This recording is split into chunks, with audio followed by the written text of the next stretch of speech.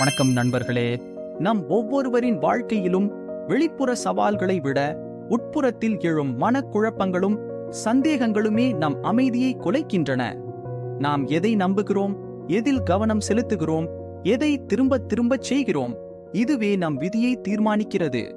இன்று நாம் கேட்கப் போகும் கதைகள் பழங்கால ஞானிகளின் அனுபவங்கள் மூலம் நம் நவீன உளவியல் உண்மைகளை அப்பட்டமாக காட்டுகின்றன.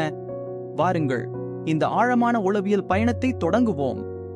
ஒரு காலத்தில் கடுமையான துறவற விதிகளை கடைபிடித்து வாழ்ந்த ஒரு முனிவர் இருந்தார்.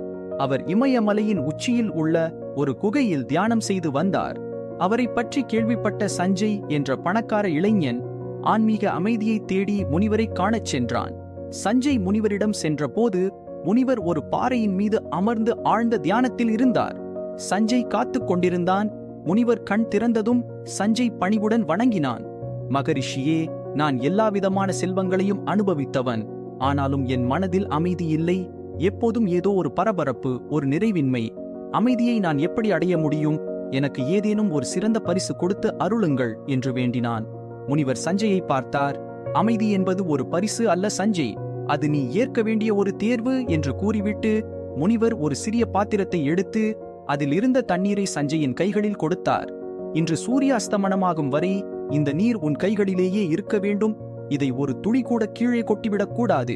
ஆனால் நீ விரும்பிய இடத்தில் நடக்கலாம், எவரிடமும் பேசலாம் என்று நிபந்தனை விதித்தார்.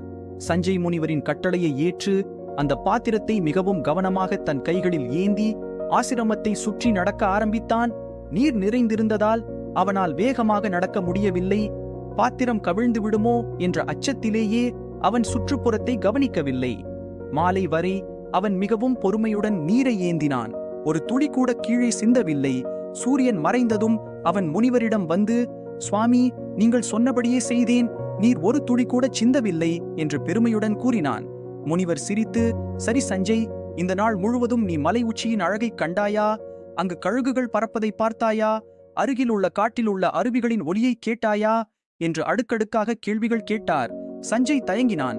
இல்லை சுவாமி, நான் முழு கவனத்தையும் இந்த நீர் பாத்திரத்தின் மீது வைத்திருந்தேன். என் மனம் முழுவதும் இந்த நீர் சிந்தாமல் இருக்க வேண்டும் என்ற ஒரே எண்ணத்தில் இருந்தது. அதனால் மற்ற எதையும் கவனிக்க முடியவில்லை. முனிவர் கருணையுடன் விளக்கினார். அமைதியின் ரகசியம் அதுதான் சஞ்சய்.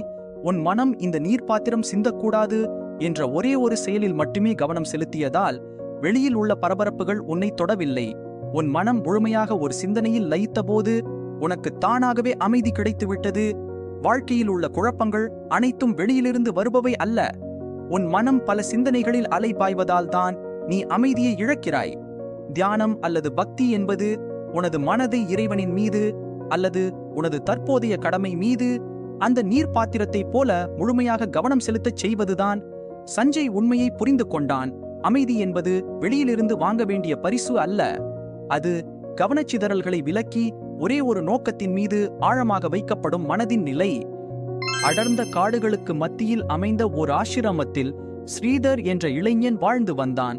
அவன் ஞானியான தனது குருநாதர் வேதாத்ரி மீது அளவற்ற பக்தியும் மரியாதையும் வைத்திருந்தான். ஸ்ரீதரின் ஒரே கவலை, குருநாதர் ஏன் என் விசுவாசத்தை இன்னும் முழுமையாக ஏற்கவில்லை? என் பக்தியை நிரூபிக்க என்னால் என்ன செய்ய முடியும் என்பதுதான். ஒரு நாள் குரு வேதாத்ரி ஸ்ரீதரை அழைத்தார். ஸ்ரீதா, ஆசிரமத்திற்கு சிறிது தண்ணீர் எடுத்து வர வேண்டும்.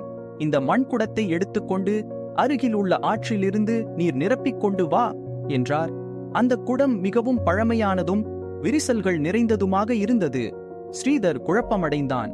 இந்த குடத்தில் நீர் நிற்பதே அரிது. இது எப்படி ஆசிரமம் வரை தாங்கும் என்று நினைத்தான். இருப்பினும் குருவின் கட்டளை என்பதால் அதை எடுத்துக்கொண்டு ஆற்றுக்குச் சென்றான்.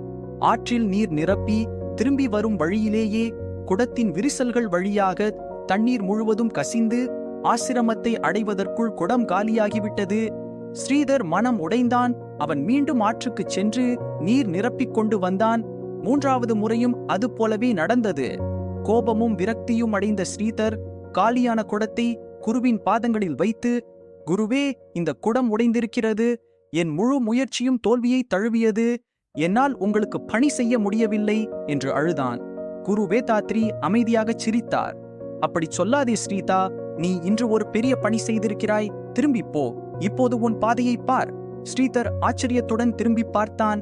ஆசிரமம் வரை இருந்த அந்த வறண்ட பாதையின் இரு மருங்கிலும் தான் திரும்ப திரும்ப குடத்தை எடுத்துச் செல்லும் போது கசிந்த தண்ணீரால் புற்கள் முளைத்து சிறு பூக்கள் பூத்திருந்தன. அதுவரை இருந்த வறட்சி நீங்கி அந்த பாதை பசுமையாக மாறியிருந்தது. குரு விளக்கினார், இந்த குடம் உன் மனது போன்றது. அது பல குறைகள், சந்தேகம், குழப்பம் போன்ற விரிசல்களுடன் இருக்கலாம். நீ என்னிடமிருந்து பெறும் ஞானம் முழுவதும் அதில் தங்காமல் கசிந்து போகலாம் என்று நீ கவலைப்படுகிறாய். ஆனால் உன் விசுவாசம் என்பது அந்த குடத்தில் நீ நிரப்பிக் கொண்டு வரும் முயற்சிதான். நீ மீண்டும் மீண்டும் சிரத்தையுடன் என்னிடம் வருகிறாய் அல்லவா? இந்த கசிந்து போன உன் முயற்சிகள்தான் உன் வாழ்க்கை பாதையில் உள்ள வறட்சியை நீக்கி ஆன்மீக மலர்ச்சியை கொடுத்துள்ளன. பக்தி என்பது வெற்றிகரமாக ஒரு செயல் முடிவதல்ல, அது இடைவிடாமல் செய்யப்படும் முயற்சி மட்டுமே. ஸ்ரீதர் கண்களில் நீர் வழிய தன் குருவின் பாதங்களில் விழுந்தான். தன் குறைபாடுகளை குறித்து வெட்கப்படாமல் தொடர்ந்து முயற்சி செய்வதே உண்மையான பக்தி என்று அவன் உணர்ந்தான். நாம் புரிந்து கொள்ள வேண்டியது, நம்முடைய தவறுதல்கள் நம்மை பலவீனப்படுத்துவதில்லை. மீண்டும் மீண்டும் இறைவனை நோக்கியோ அல்லது நம் இலக்கை நோக்கியோ நாம் எடுக்கும் முயற்சிகள்தான் நம் ஆன்மாவின் பாதையில் பசுமையையும் மலர்ச்சியையும் உருவாக்கும்.